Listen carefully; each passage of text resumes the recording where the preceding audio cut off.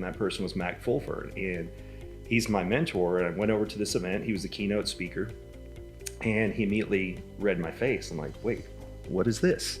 And he's like, yeah, it goes all the way back to the Greeks and Aristotle, and it's based on physiognomy, and that is there's 42 muscles in the face, and as the mind creates movement, movement creates muscle, and so your face alters over time. And I thought, this guy's full of it, right? So there were 8 other people at dinner, and he read everybody's face, and I was like, okay, these are gonna be Barnum statements, generic things like, oh, you've had a hard time in life. Well, who hasn't? Yes. I was waiting to bust this guy because I thought there's no way this is a legitimate thing.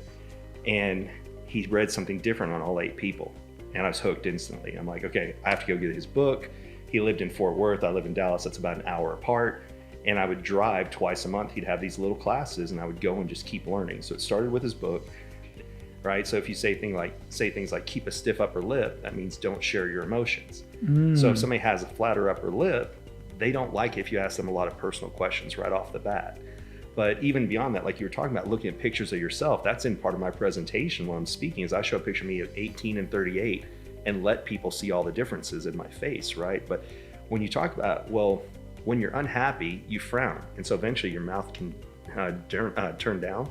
And so you can look at somebody and say, okay, they've got a downturned mouth. They're a trust but verify person. They're not really a jovial, just trusting person, because you tend to mistrust when you have that facial feature there. So that's why when you look at yourself, you can look at people who've quit a job they hate, they've ended a relationship that they just weren't happy in, and they look more alive, right? They've got more energy in their cheeks are wider, their mouth turns back up again, their eyes can actually angle back up. All kinds of things can happen to you over time.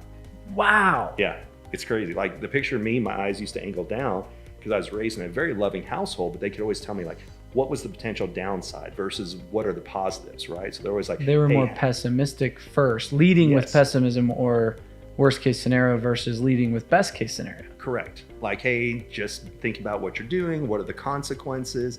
And so that's how I was raised, right?